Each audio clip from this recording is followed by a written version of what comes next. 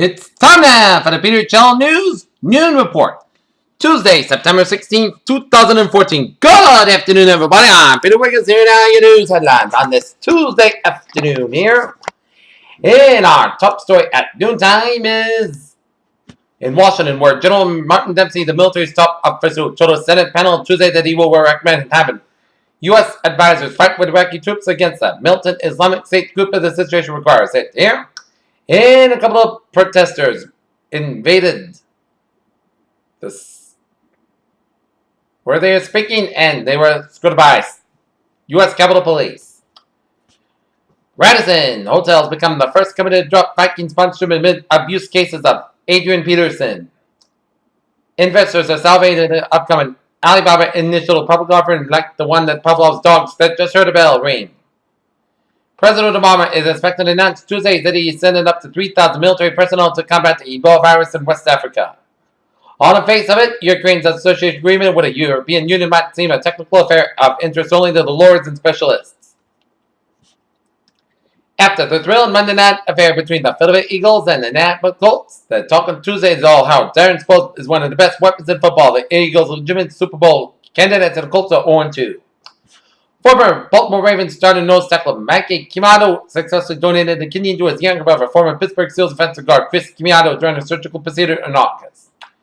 In Gretna, Scotland, it began on July when a single stone placed along the bend in River Sock, the muddy trickle of a sea of green fields where the Scotland and England meet, and where they could diverge as Scots chose to break it from Britain on Tuesday.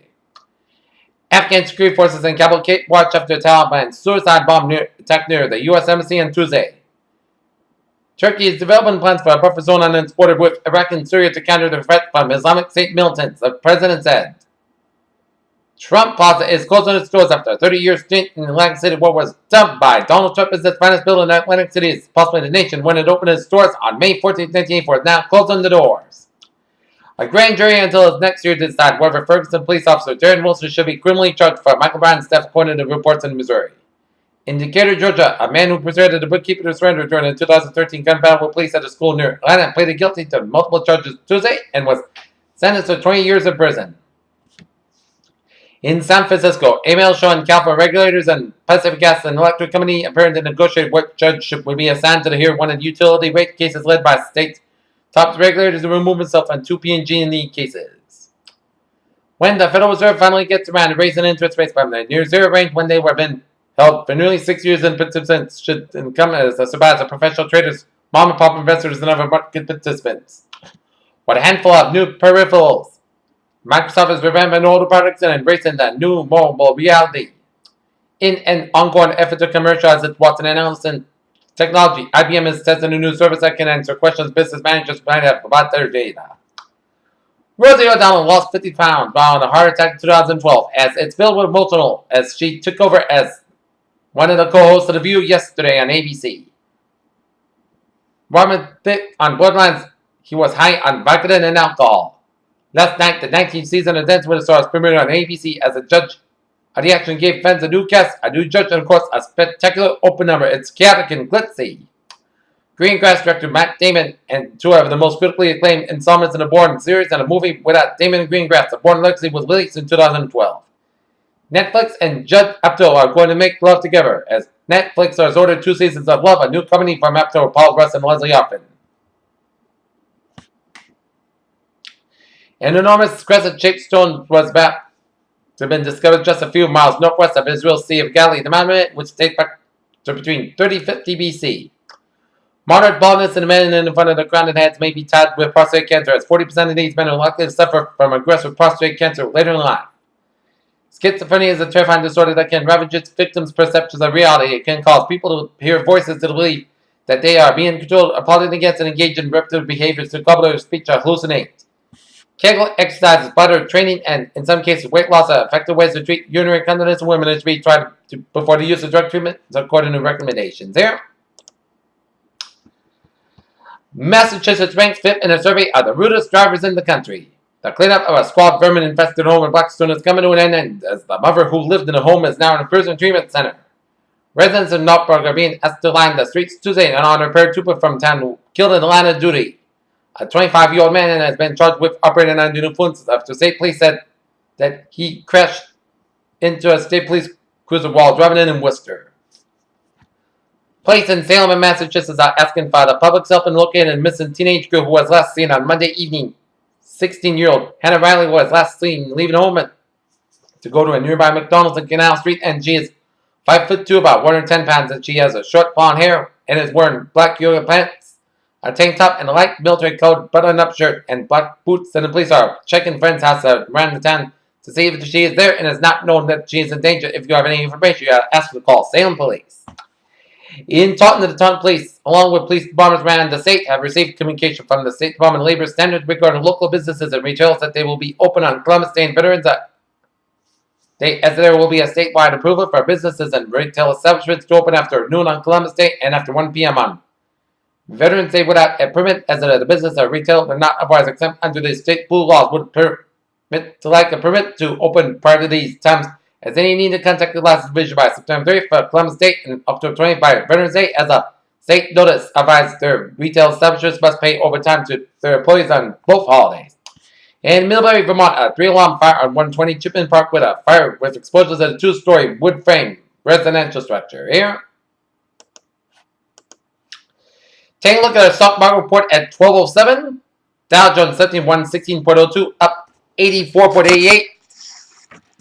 S&P 599, 5.43, up 11.30. And Nasdaq 4533.37, up 14.47. Here, in European markets, DAX 9632.93, down 26.70. FTSE 6792.24, down 11.97. CAC 4044.9.15, down 19.48. In Asian markets, Nikkei 5911.53, down 36.76. Shanghai 2297, down 42.14. HSI 24136.01, down 220.98.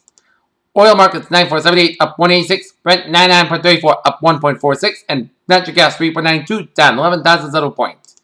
In the gold markets, 1240, up 4.90. Silver 18.825, up 205,000 point. And copper 3.138, up 525,000 point. And the bonds, US 10-year yield 2.5761%, down 15,000 point. Germany 10-year yield 1.06, down 5,000 point. And Germany's 10-year yield 0.585%, up 4,000 point. And the FX, the European US dollar 1.2963, up 23,000 point. US dollar Japanese yen 107.03, down 1,300 point. And Great Britain pound US dollar 1.6266, up 35,000 point. There.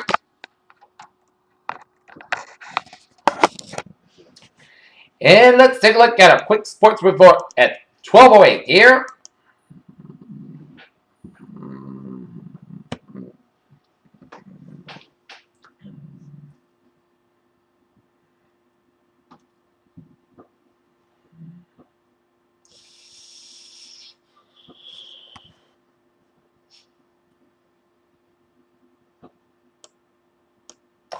And take a look at the sports. Rihanna had a few unapologetic words for the network that dared to pull her song from its broadcast intro. CBS was supposed to play the pop star songs, ran this down and opener during the Thursday Night Football broadcast last week. The Los Angeles Dodgers scored 8 runs at the top of the 6th and went on to beat the Colorado Rockies 11-3. You know that story by now. During Wednesday's pre-tournament presser at the Tour Championship, Rory McIlroy was asked by Tiger Woods and Phil Mickelson, and his verdict was they were just getting older. The clock is ticking for the Blue Jackets and Ryan Jensen work out a new deal after no progress was being made in reported talks between Columbus Blue Jackets and assistant general manager Bill Zito and Kurt Overbeck for restricted free agents. And Lana Holland steps in for Jason Kidd, gets to coach the NBA's most expensive roster as the Brooklyn Nets come in at number 22 now in the NBA watchability rankings. Peter Chalmers on 12:09. Down the NFL travel report here on this Tuesday. Lunchtime, noon hour rush here.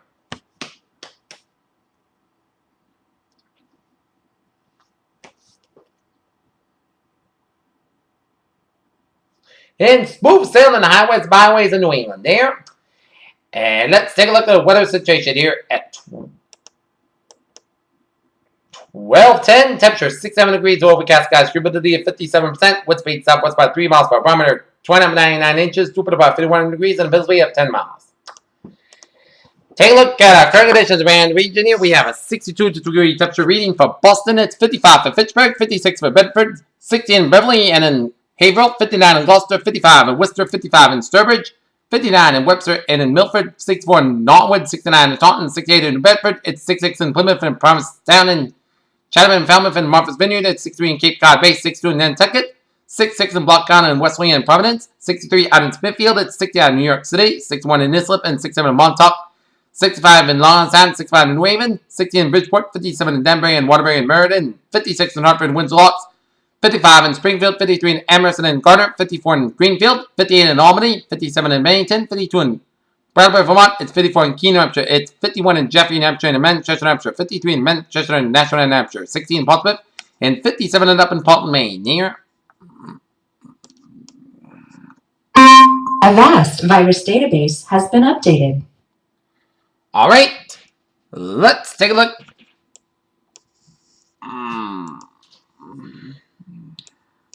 Let's take a look at our map situation here around the country here at a warm front from Saskatchewan merging with a cold front from Saskatchewan down for southern Manitoba up in Northern Ontario. A cold front from western Colorado and Mexico stretching down for Texas and Africa, the Tennessee Valley and Africa, Virginia as air lining with a warm front from the Delaware Valley and not to sea with a low pressure in eastern Pennsylvania here. Station front down for the Gulf States and stretching down for Georgia and a cold front out to sea here.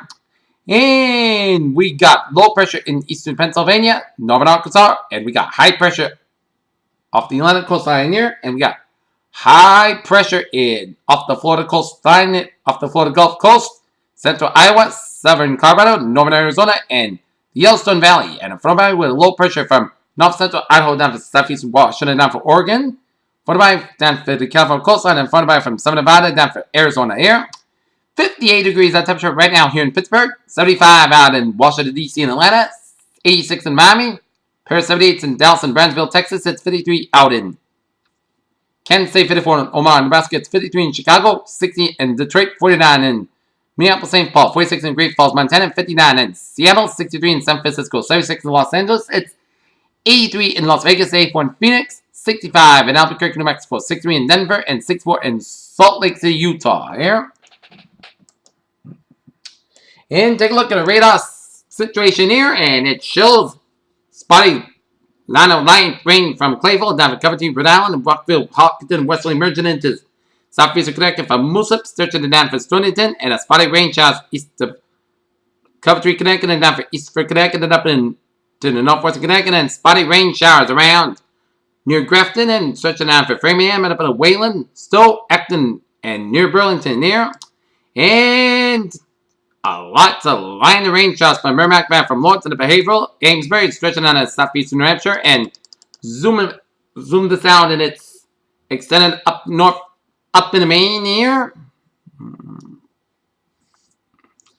Stretching on from Kennebec down for Portland, Augusta, up to Waterville near west of Bangor here.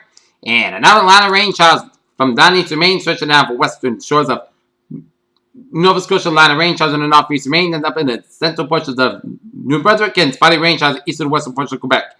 And line of rain showers from northwestern Quebec, stretching in eastern and south central portions of Montreal, up in the south central portions of Manitoba here.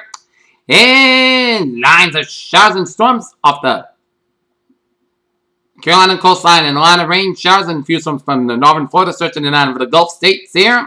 And a line of rain showers and few storms from southern Mexico and Arizona down through west central Mexico as part of Odile here, and a line of rain showers on Long Island and off the New Jersey coastline here, and some spotty rain showers in eastern Idaho and west central portions of Washington State and off the western Oregon coastline here.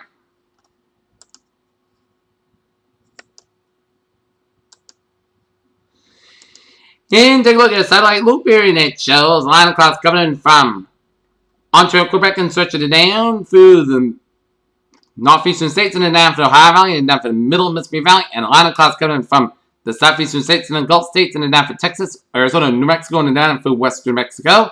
And a line of clouds for Wyoming and Montana, and Idaho, down for eastern portions of Washington and northwest portions of Oregon State. And a line of rain, and a line of clouds from northern British coming in Alberta, Saskatchewan, down for Manitoba, down for Ontario, down for Quebec. Here in northern Minnesota. Here.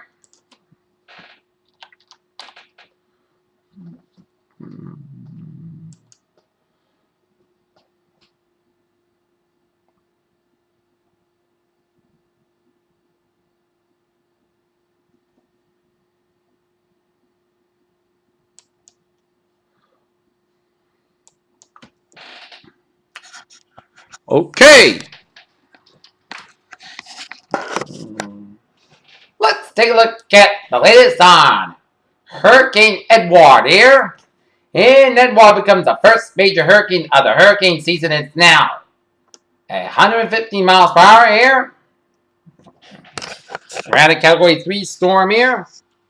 With wind gusts up to 115 miles per hour. Center location 31.1 in the north, 57.8 to the west, and movement northwest by 13 miles per hour. And our latest public advisory on Edward. It's become the first major hurricane in the season. No coastal watch was warned in effect at 11 a.m. Atlantic time, 15 UTC. The Hurricane Edward was located in latitude 31.1 in the north, longitude 57.8 to the west. And Edward is moving toward the north-northwest near 30 miles per 20 kilometers an hour and return toward the north is expected later today, followed by acceleration toward the northeast on Wednesday. Maximum sustained winds have increased to near 115 miles, 185 kilometers an hour with higher gusts.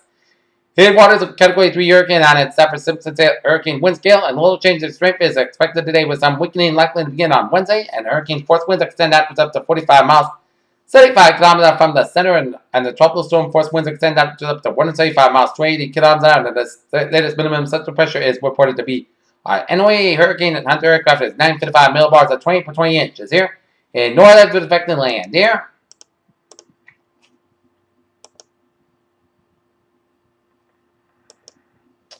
And take a look at disturbance number 1 is a tropical wave is forecast to move off the west coast of Africa on Wednesday and produce an area of low pressure over the far eastern Atlantic. Conditions are pretty conducive for some development of the system by late this week while it moves west-northwestward here. Formation chance in 4 hours, low near 0%, and formation chance 5 days, low 20% here. And this is tropical storm Odile. Here's now 60 mile per hour wind gusts with a center location 20.4 to the north, 113.2 to the west, and vent northwest about 9 miles an hour here.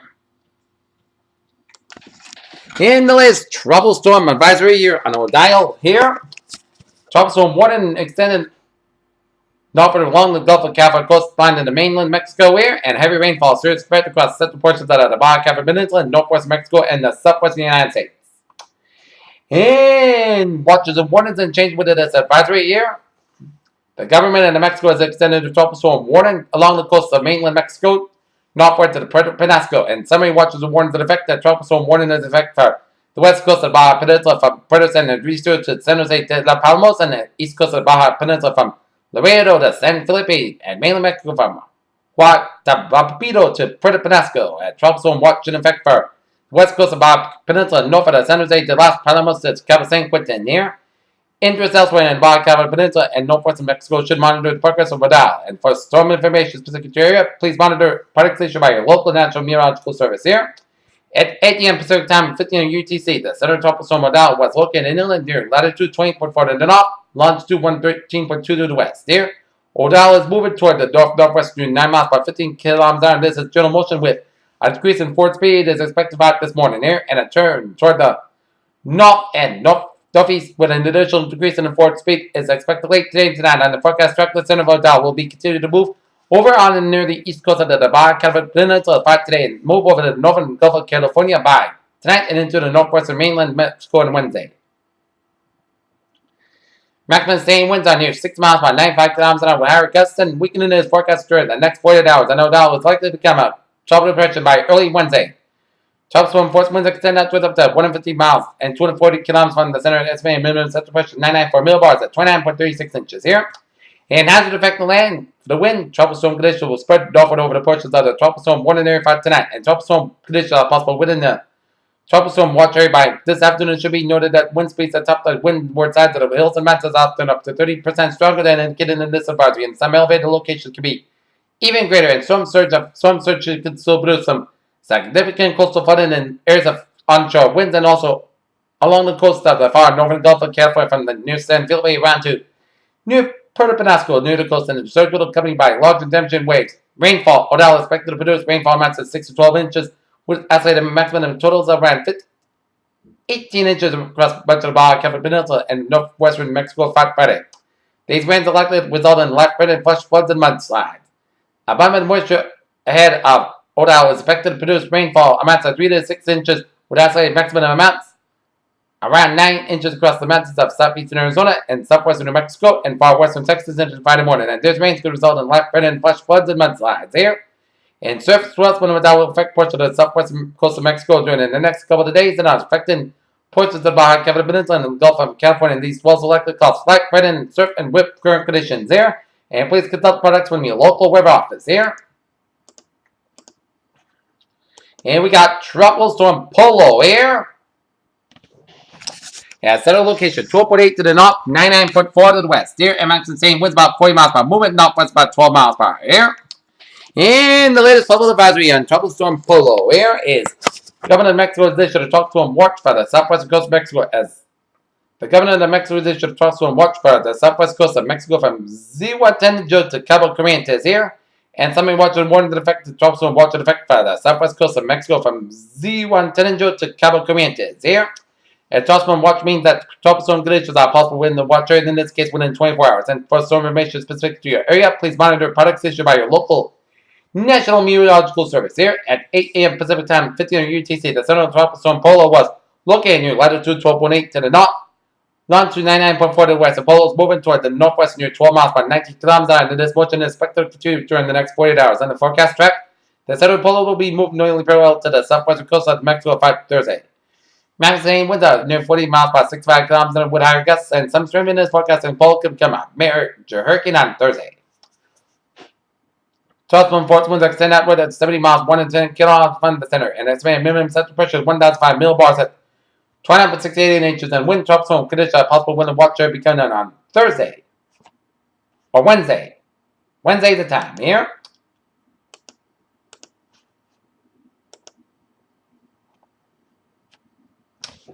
In cloudiness and thunderstorms are associated with a small area of low pressure located about 13 miles east southeast of the Big Island of Hawaii have changed little in organization during the past several hours, and some slow development in the system is possible over the next several days, and while it moves west-northwestward or northwestward. Here, formation chance for 40 hours, low 20% formation chance for 5 days, medium about 30%. Here, okay, let's take a look at our Central Pacific Tropical Outlook here.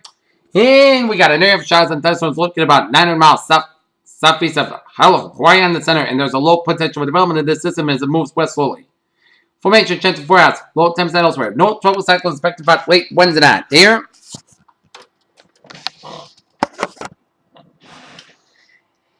And let's take a look at forecast discussion around the country here. A heavy rain and flash flooding expected across the southwest southern Rockies and across the station front extending from the southern states to the southern plains, and will focus on showers and thunderstorms across regions by Wednesday.